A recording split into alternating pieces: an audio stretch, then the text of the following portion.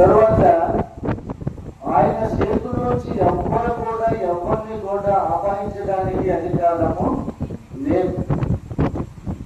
తర్వాత ఆయన బ్రతికించే శక్తి ఆయనలో ఉంది. మానవులకే ప్రాణాన్ని తీసుకునే శక్తి కూడా ఆయనకే ఉంది. అంచేత చెప్పినటువంటి లేఖన భాగాల్లో ప్రజలకు దేవుడు తెలియజేస్తూ ఉన్నాడు అని, నా చేతుల్లోంచి ఎవరు కూడా అపహరింపలేరు. ఎందుకంటే ప్రజలందరూ కూడా నా ప్రజలే కనుక నేను వాడిని కాపాడుతాను.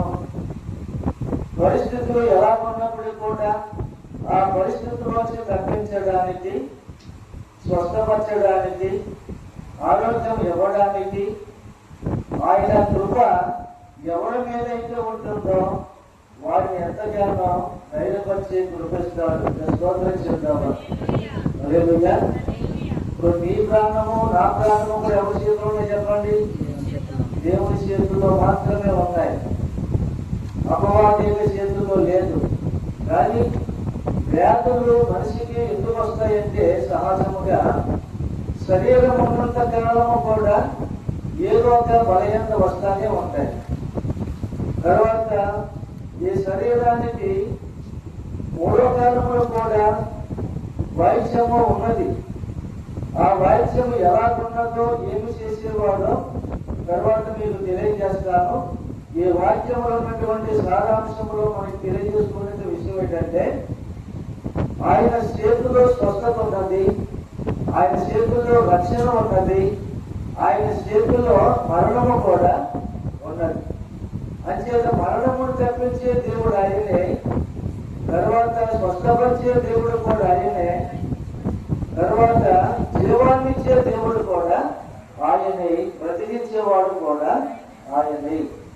అంచేతే చూడండి, అసలు మానవులు అనేక పరిస్థితుల్లో 2020 సంవత్సరంలోనే చాలా మంది మహానీయులు, గొప్ప గొప్ప వాళ్ళు కూడా, ధనికులు, పేరు ప్రతిష్ట కలిగిన వాళ్ళు ఆ కరోనా టైంలో ఎంతో మంది లోకాన్ని విడిచిపెట్టేశారు. మరి అప్పటి నుంచి ఎప్పటి వరకు కూడా మన దేవుడు సజీవులుగా కాపాడుతున్నాడంటే అది నీ జ్ఞానము నా జ్ఞానము కూడా కాదు. ఎవరి కృప అంటే మనం సృష్టించినటువంటి దేవుని కృప, మనకు ఆయుష్ను ఇచ్చినటువంటి ఆ యేసుక్రీస్తు వారి కృప, మనలకు ఆరోగ్యాన్ని, శక్తిని, బలమును కూడా అనుగ్రహింపజేసి బలపరిచి ఎంతవరకు కూడా సజీవులుగా కాపాడినందుకు ఆ యేసుక్రీస్తు వారి యొక్క మహాకృప. ఆయన కృప లేనిదే మనం ఏమి కూడా చెయ్యలేం. అడుగు తీసి అడుగు కూడా వేయలేం. అందుకే రోజు సజీవులుగా ఉన్నామంటే, మన పనులు మనం చేసుకుంటున్నామంటే, మనకి చక్కని ఆరోగ్యం దేవుడు మనకి ఇచ్చాడంటే, మనకి ఆయన యొక్క యోగ్యతలు జ్ఞాపకం చేసుకున్నాడంటే దినదినములు కూడా మనం దేవుడికి ఎంతగానో కృతజ్ఞులై ఉండాలి. అత్యంత భక్తుడు అంటాడు మోషే, దైవజనుడు ద్వారా ఏం చెప్పాడంటే, వృద్ధి పొందించేవాడను నేనే, బ్రతికించేవాడను నేనే అంటారు. అంటే అధికారులు ఎవరి చేతిలో ఉంది? అధికారుల చేతిలో లేదు, నాయకుల చేతిలో లేదు, మానవుల చేతిలో లేదు. కానీ మనం కలిగింపజేసిన, సృష్టి ఏర్పాటు చేసిన, సృజించిన, మానవుడిని సృజించిన దేవుడికి మాత్రమే ఆ అధికారం ఉన్నదని ప్రతి ఒక్కరు కూడా నమ్మాలి. అంచేది యేసుక్రీస్తు వారు మన కొరకు ఎంతగానో త్యాగం చేశారు. ఆయన జీవాన్ని మనకి ఇచ్చారు. మనం బ్రతికిస్తున్నాం, మనం చలిస్తున్నాం.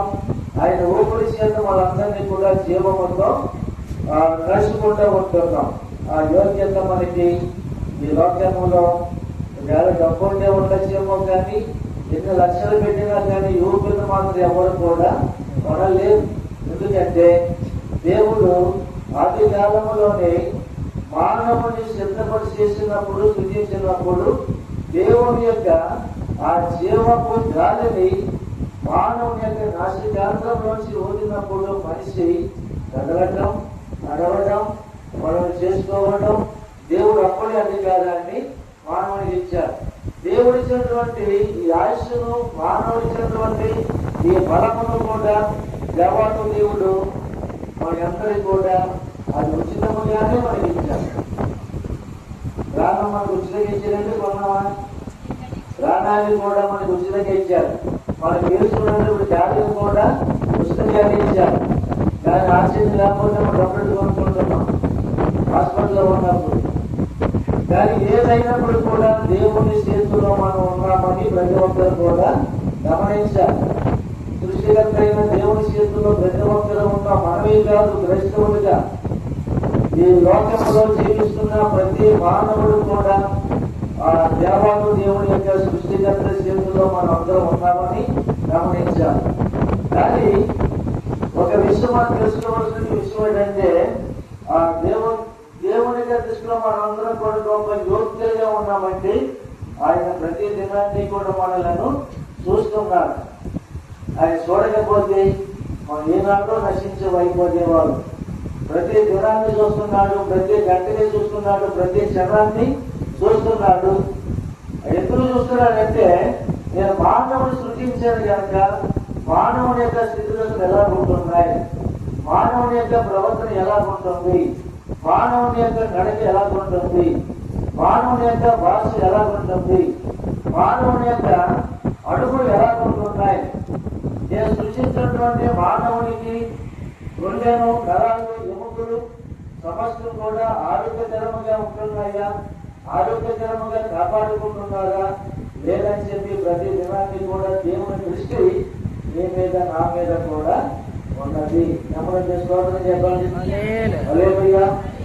అంచేత ఆయన దృష్టి మన మీద ఉన్నది కాబట్టి ఆయన కృపా కనికరముల దృష్టి మరి ప్రేమ జ్యోతి మీద ఉన్నది కనుక సజీవురాలుగా దేవుడు మళ్ళా గృహస్థులకు అప్పగించాడు. సంఘంలో మళ్ళా సాక్ష్యం చెప్పడానికి దేవుడు మహాయోగ్యత కృపని మనకి ఇచ్చినందుకు దేవునికి స్తోత్రాలు చెల్లించాలి.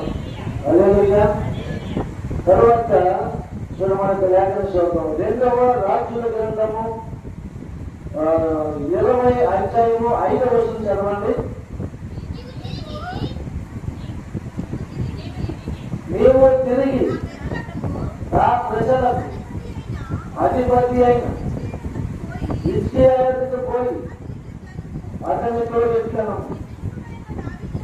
నీ ప్రజలుడైన దావీదునకు దేవుడకు యెహోవా నీకు సెలవిచ్చినదేమనగా నీ కన్నీళ్లు విడుచుట నేను చూసి తిని నీ ప్రార్థన నేను అంగీకరించి ఉన్నాను. నేను నిన్ను బాగు చేసేదను. 3వ దినమున నీవు యెహోవా మందిరమునకు ఎత్తిపోతావని చెప్పి ఎవరు చేత ఎవరు కబురు చేసుకున్నారు, ఎవరికి చెప్పాడు ఈ మాట? హిజ్కియాకి యెషయా ప్రవక్త ద్వారా కబురు చేస్తా ఉన్నాడు. ఎందుకు ఈ మాట చెప్పాడంటే నీవు కన్నీళ్ళు విడిచి నేను చూశాను కనుక నేను నిన్ను బాగు చేశాను. అంచేత 3వ నాడు నీవు మందిరానికి వెళ్తాం. అదే వచ్చిందాన్ని వచ్చింది కదా, సాక్ష్యం చెప్పుకుంటాను. అంచేత నీవు సజీవుడిగా దేవుని తట్టు నీవు కన్నీరు పెట్టావు. నీ శ్రమ అంతా నేను చూశా. తర్వాత ఎందుకు అంత శ్రమ అనుభవించాడు? ఆ యొక్క హిజ్కియా రాజు అంటే చాలా మంచి రాజు, చాలా భక్తిపరుడు, ప్రార్థనాపరుడు. తర్వాత లేఖనాలు ధర్మశాస్త్రాన్ని బాగా సున్యాసముగా తెలిసిన వాడు. అలాంటి వారికి దేవుడు 40 సంవత్సరాల ఆధిపత్యాన్ని అధికారాన్ని అనుగ్రహించాడు. అలాంటి గొప్ప రాజుకి ఏం కలిగిందంటే అధికారం చిన్న పొండు పడింది. ఆ పొండుని బాగా కట్టుకోలేక ఆయన మనసు మీదే ఉండిపోతున్నాడు. మనసు మీద ఉండి కూడా ఆయన ఏం చేస్తున్నాడు? ప్రార్థన దేవునికి చేసుకున్నాడు. ప్రభా, నేను నీ సన్నిధిలో ఉన్నప్పుడు నేను ఎలా ఉండేవాను, నీ సన్నిధిలో నేను ఎలా నడుచుకున్నాను, నా ప్రవర్తన ఎలా ఉండేదో, నా క్రియలు ఎలాంటివో, నేను ఎలాంటి వాడో, ప్రజలకు ఎలాంటి 40 సంవత్సరాలు పరిపాలన చేసుకున్నానో ఇదంతా కూడా నీకు బాగా తెలుసు కనుక నాకెందుకు ఈ యొక్క పరిస్థితి పెట్టావు? నా అధికారంలో ఉన్న పుల్లు నేను ఎంతగానో బాధ కలిగిస్తుంది. అది స్వస్థపరిచి గుణపరిచేమని కన్నీరు పెట్టి ఆయన ప్రార్థన చేసేవాడు. దేవుడు ఆలోచించడం లేదా? ఆలోచించాడు. ఆలోచించే యెషయా ప్రవక్తను పంపించి అప్పుడు చదువు మాట 5వ వచనంలో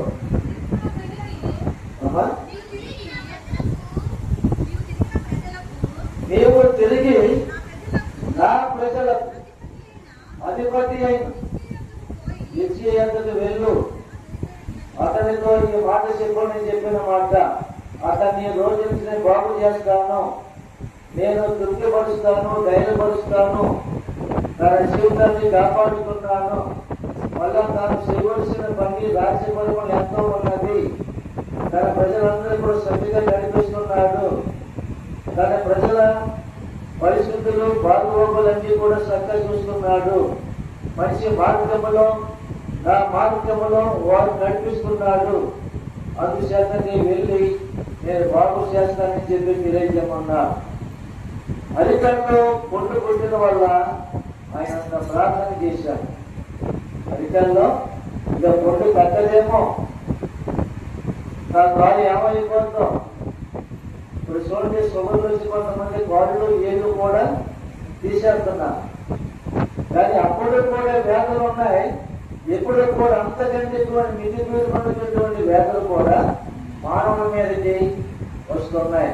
అయినప్పుడు కూడా దేవుని కాపుదల ఉన్నంత కాలము కూడా దేవుడి కృప ఎవరి మీద ఉంటుందో వారందరినీ కూడా సురక్షితంగా దేవుడు కాపాడుతూనే ఉంటాడు. ఎందుచేత హిజ్కియా రాజు మహా విశ్వాసం గలవాడు, దేవుడంటే నమ్మకస్తుడు, దేవుణ్ణి ఎక్కువగా ప్రేమించేవాడు, దేవుని ధర్మశాస్త్రాన్ని ఎక్కువగా దయపడేవాడు, చదివేవాడు, చదువునే విషయాన్ని తన ప్రజలతో కూడా తెలియజేశారు. దేవుడు వారికి రాజ్యాన్ని అప్పచెప్పడండి, ఈ ప్రజలందరూ కూడా ఎలా నడిపించాలో తెలియజేస్తున్నాడు, ఈ ప్రవర్తన ఎలా కాపాడుకోవాలో తెలుస్తున్నాడు. అందుచేత నా రాజ్యంలో మీరు అందరూ కూడా సుఖ సంతోషంగా ఉండాలని ఆ 40 సంవత్సరాలు కూడా ఆ ప్రజలను చక్కగా కాపాడుకున్నాడు. చివరికైన ఆ కాలుకి బలహీనత వచ్చింది కనుక దాని విషయంలో ఒకసారి దేవాలయాన్ని జ్ఞాపకం చేసుకోమని బాధలకు తిరిగి ప్రార్థన చేసి కన్నీరు పెడతా ఉన్నారు. అప్పుడు ఆ ప్రార్థన దేవుడు ఆలకించి అప్పుడు యెషయా ప్రవక్తను పంపించి బాగు చేస్తానని చెప్పు. మళ్ళా ఆ రాజు మళ్ళా 3వ రోజున దేవుని మందిరానికి వెళతాడని చెప్పని సాక్ష్యం చెప్తున్నాడు. స్తోత్రం చెప్తామని. ఎందుకంటే దేవుణ్ణి ప్రేమించే వారికి సమస్తమును కూడా సమకూడి జరుగుతున్నవని మనకు తెలుసు. దేవుణ్ణి ఎంతగా ప్రేమిస్తామో అన్ని కూడా సమకూడతాయి. అందులో మేలు ఉంది, ప్రమాదం ఉంది, కీడు ఉంది, శోధన ఉంది, అపవాది తంత్రాలు ఉంటాయి, అన్నీ ఉంటాయి. కానీ ఎన్ని వచ్చినప్పుడు కూడా తప్పించేవాడు నీవు నేను కాదు, కానీ ఆ సృష్టికర్త అయిన దేవుడు మాత్రమే అన్ని బాధల నుంచి కూడా తప్పించే దేవుడు ఆయన ఉన్నాడని హిజ్కియా ప్రవక్త ద్వారా మనకి చక్కగా తెలియజేస్తా ఉన్నారు. హిజ్కియా ప్రార్థన పరుడే, దేవుడిని ప్రేమించిన వాడి, కానీ తన కాలుకి బాధ వచ్చింది, బలాస్తున్నాడు, మనసు మీద ఉండిపోయాడు. ఎందుకు వచ్చినా బదిలించే పనుకోలేదైనా ఇంకా దేవుడు ఎక్కువగా ప్రేమిస్తున్నాడు, ప్రార్థిస్తున్నాడు. అంచేత మనకి శరీరానికి ఏదైనా గాయాలైనా, ఏదైనా బలహీనతలు వచ్చినా, జ్వరాలు వచ్చినా, బలహీనత వచ్చినా, ఏదైనప్పుడు కూడా కానీ వ్యాధులు సోకినప్పటికీ కూడా మనతో ఎవరున్నారంటే సృష్టికర్తైన దేవుడు మనతో ఉన్నాడు. అంచేతంటే స్వస్థపరిచే దేవుడు మన ప్రాణము, మన శరీరము కూడా ఆయన చేతుల్లో ఉన్నాయి కనుక అందుకే మన దినకర్మలు కూడా ఒకే ప్రార్థన చెందాలి. ప్రభా, ఈ రోజు సజీవుడిగా కాపాడినందుకు నీకు స్తోత్రాలు. అందుచేత నీకు ఎంతగానో కృతజ్ఞమై ఉన్నాను కనుక ఈ రోజులో, ఈ దినమున, ఏ గంటలో, ఏ క్షణములో నా శరీరం నా మీదకి ఏ బలహీనతలు రాబోతున్నాయో, ఎలాంటి అవమానాలు రాబోతున్నాయో, ఎలాంటి నిందలు రాబోతున్నాయో, ఎలాంటి బాధలు వస్తున్నాయో నాకు తెలియదు, కానీ సమస్యను పడి నీకు అప్పగిస్తున్నానని చెప్పేసిన ప్రార్థన చేసుకుని దేవుని చిత్తానికి ఏదైనా వచ్చినటువంటి బలహీనత కానీ దేవుడి సిద్ధమే, అది పరిశుద్ధం కాదు. అది ఎందుకు పంపిస్తాడు? అందులోని దేవుడి యొక్క అనుమతి లేకుండా ఏది కూడా మన సంగతు రాలేదు. అందుచేత మన సహోదరు జ్ఞాపకం కూడా వచ్చిన బలహీనత బట్టి ఆమె దేవుడి జ్ఞాపకం చేసుకున్నాడు కనుక ఆయన కూడా ఆ యొక్క సహోదరు జ్ఞాపకం చేసుకున్నాడు, కుటుంబాన్ని జ్ఞాపకం చేసుకున్నాడు కనుక ఈనాడు కనికరం పొందిందండి. ఆ కనికరము లేకపోతే, ఆయన దయ లేకపోతే మరి ఆ మార్గం కూడా ఎందుకు కూడా ఈ లోకంలో జీవించలేము. అంచేత మన ఆనందంగా ఉంటున్నామండి, సంతోషంగా ఉంటున్నామండి. దేవుని యొక్క మహాకృప మాత్రమే. ఈ రోజు అందరికీ కూడా ఇక్కడ ఉన్న వాళ్ళందరికీ ఏదైనా సమస్యలు ఉన్నాయా, లేక వ్యాధులు ఉన్నాయా? దేవా చెప్పండి. అందరికీ ఏదో ఉంటే మాతో సహా కూడా, కానీ అన్నీ కూడా దేవుడు సిద్ధంగా చెప్పాలి. ఒక విషయం ఏంటంటే, ఈ దేవుడి యొక్క రాకడికి ముందుగా ఆయన కంటే ముందుగా తెగుళ్ళు వస్తాయని ప్రయాణం చేసుకున్నాయంట. ఆయన కంటే ముందుగానే తెగుళ్ళు ప్రయాణం చేసుకున్నాయి. ఎన్ని తెగుళ్ళు ప్రయాణం చేసినా కానీ దేవుని యొక్క మహాకృప మన మీద ఉన్నదని చెప్పి చాలా ధన్యులుగా మనం భావించుకోవాలి. చూడండి, మన మాట జ్ఞాపకం చేసుకుందాం. కీర్తన 41:3 కూడా చదవండి. కీర్తన 41:3. రోగశయం మీద యెహోవా వాణిని ఆదరించు, రోగము కలగద నీవు వాణిని బాగు చేస్తావు. అత్యంత రోగశయం అంటే మరణ పడకల మీద ఉన్నప్పటికీ కూడా దేవుడు కనికరించే ఒక క్షణం చాలు. దేవుడు కనికరిస్తే ఒక క్షణం సరిపోతాయని వారు జ్ఞాపకం చేసుకుంటే, లేకపోతే ఆ క్షణము కూడా జ్ఞాపకం చేసుకోకూడదు. ఆయన మానవుడి యొక్క సమయం అయిపోతుందంటే ఇంకా దేవుడు చెప్తాడు. కానీ ఇప్పుడు ఆయన మరణ సైతం మీద కూడా ఏం చేస్తున్నాడు? ఆదరిస్తున్నాడు, బలపరుస్తున్నాడు, ధైర్యపరుస్తున్నాడు. అని చెప్పి రోగి దగ్గరికి ఎందుకు వెళ్తారు? అసలు పలకరించడానికి కొన్ని మాటలు చెప్పి ధైర్యపరచాలి. ఆమె అప్పటికీ ఎన్నో రకాలుగా కురిగిపోయి ఉంటారు మనసులో. ఏదో నాకు ఎప్పుడూ లేదు, ఇలా వచ్చింది అని రకరకాల ఆలోచనలు ఆమె పడక మీద ఉన్నప్పుడు కూడా వస్తూ ఉంటాయి.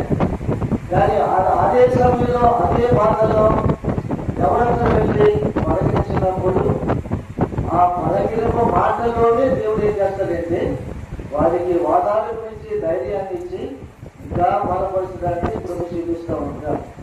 అంచేది ఒకరి యందు ఒకరు ప్రార్థన అవసరమై ఉన్నది. ఒకరి యందు ఒకరి యొక్క అవసరము ప్రతి ఒక్కరికి కూడా ఉన్నాయి. అందుచేత ప్రతి ఒక్కరు కూడా బాధల్లో ఉన్నప్పుడు కానీ, శ్రమలో ఉన్నప్పుడు కానీ, వ్యాధుల్లో ఉన్నప్పుడు కానీ, ఎలాంటి పరిస్థితులు ఉన్నప్పుడు కానీ, బంధువులు కానీ, మిత్రులు కానీ, దైవజనులుగా అలాంటి వారు కానీ వెళ్ళి ఒక పావుగంట సేపు అయినా కూర్చొని మంచి చెడ్డ మాట్లాడి ఆ మాటల్లో వాళ్ళకి ఏమవుతుందంటే కొంత బలహీనత పోతా ఉంటుంది. దేవుడే శక్తిస్తూ ఉంటాడు. ఆ శక్తిని ఎవరిస్తారంటే మనం నమ్మకుండా దేవుడు మాత్రమే. యేసుక్రీస్తునంత శక్తి ఉంది కనుక ఆయనే మనకి స్వస్థపరిచే దేవుడై ఉన్నాడు.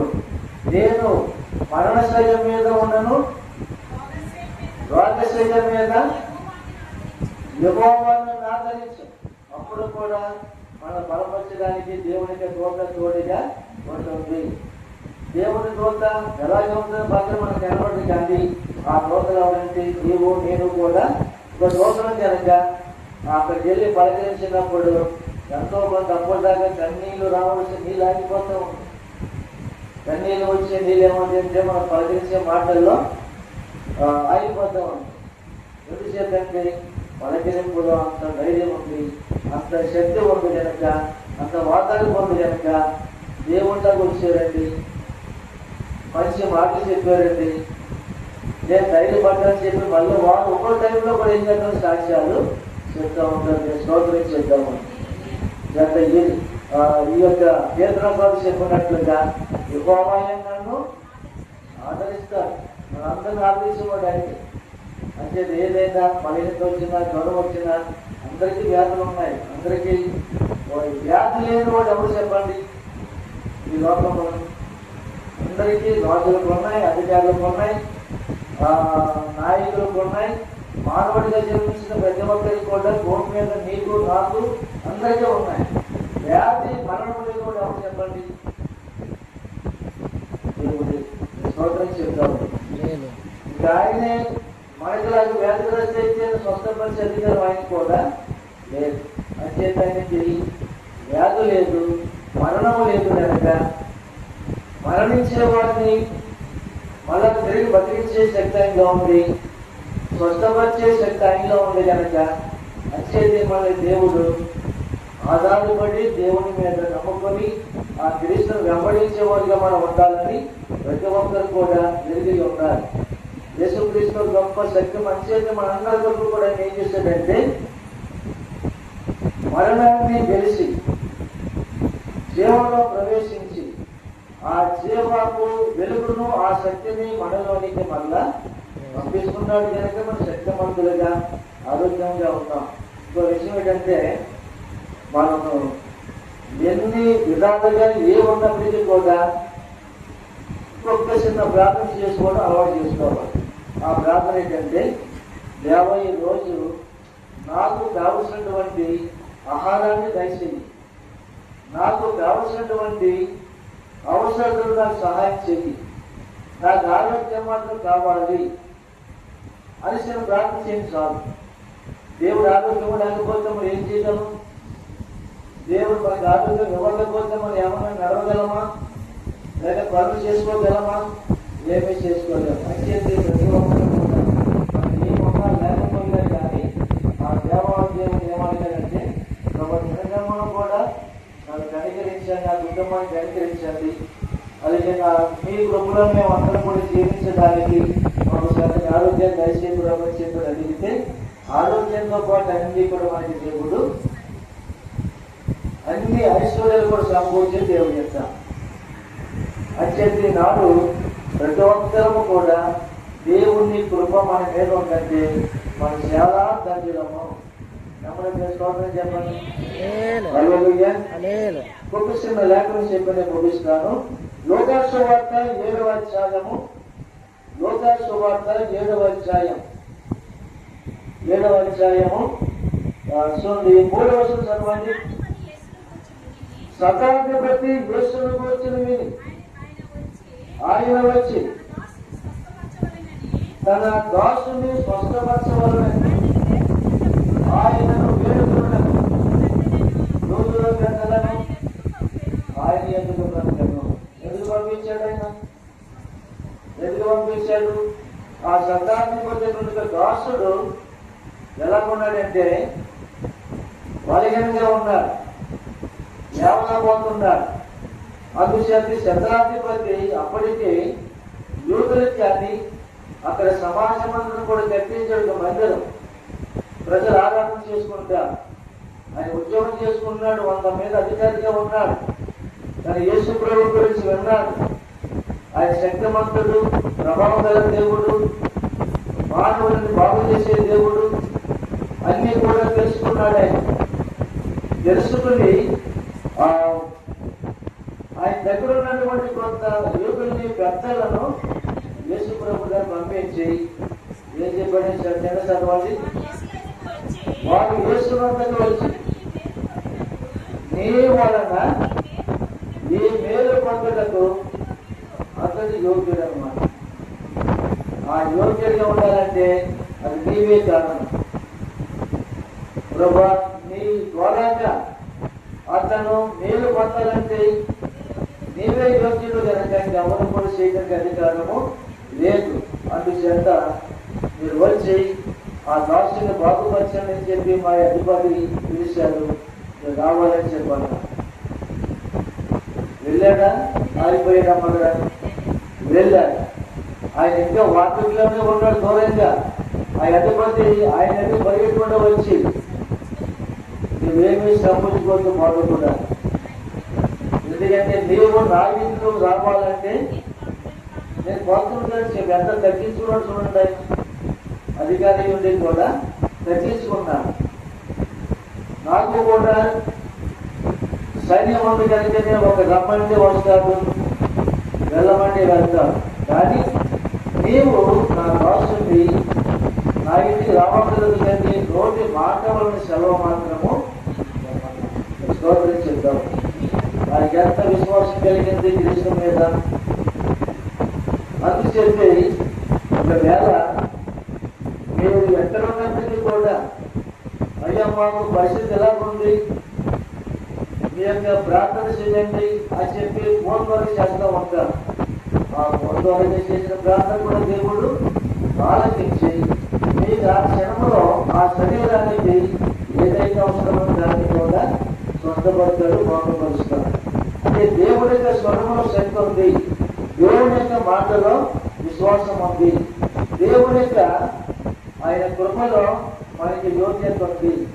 ఆ యోగ్యమైన పని ఎవరు చేయాలని? నీవు తప్ప. మీరు అడిగిన మీరు పొందాలి తప్ప ఎవరు కూడా లేదు.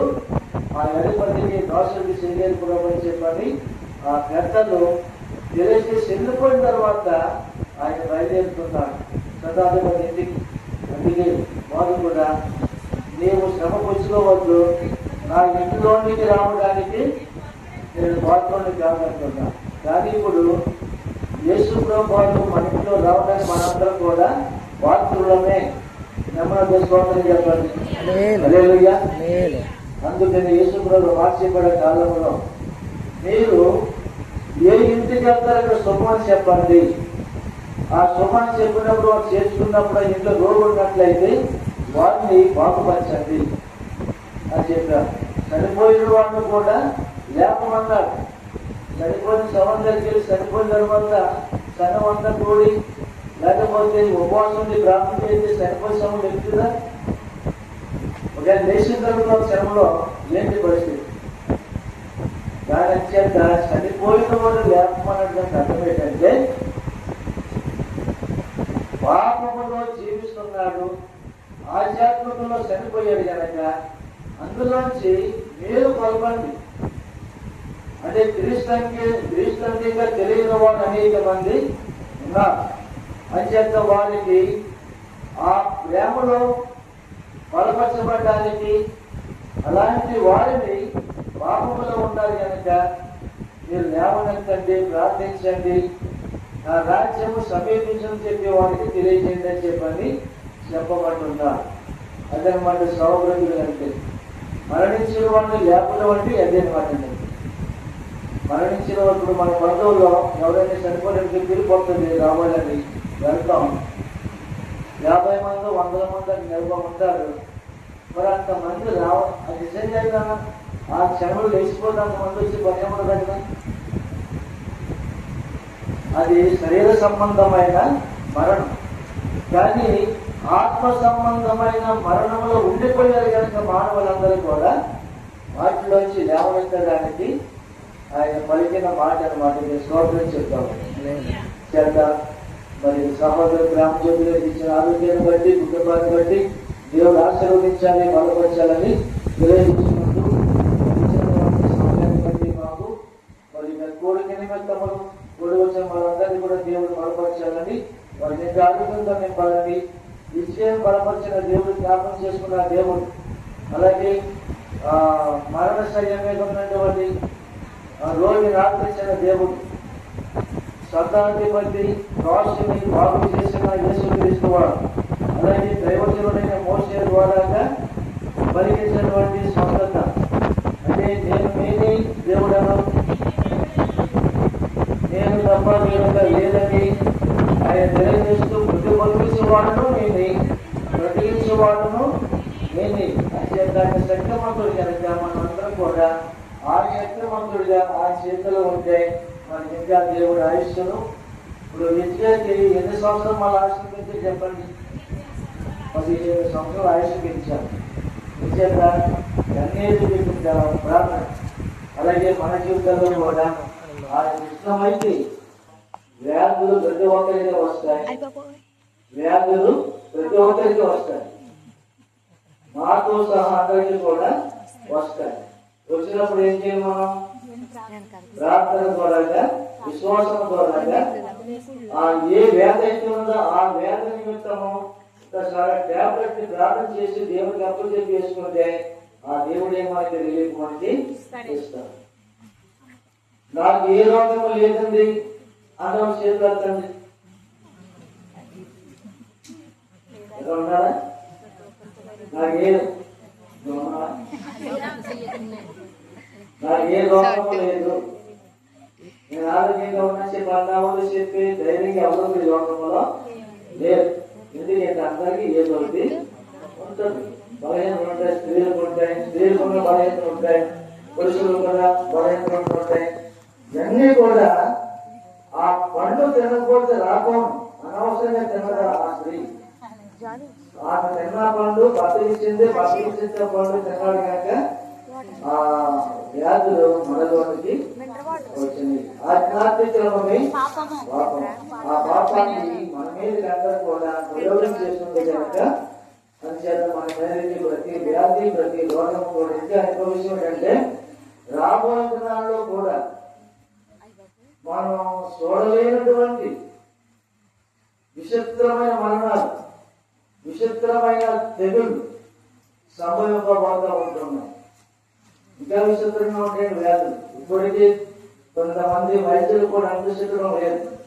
అలాంటి వ్యాధులు రాబోతూ ఉంటాయి. అయితే ఆయనకంటే ముందుగా వ్యాధులు బయలుదేరుతున్నాయి. అలాంటి కొన్ని ఆరోగ్యం దేవుడు మళ్ళా ఇచ్చి కుటుంబాన్ని క్షేమంగా ఆదరించి బలపరిచి ధైర్యపరచాలని తెలియజేసుకుంటూ ఈ గొప్ప మాటలు ముగిస్తున్నాం. స్తోత్రం చెప్తాము. శరణం పడుతుంది. నలిగిపోయినాను ఆశలన్నీ నీరు సరిపోయాను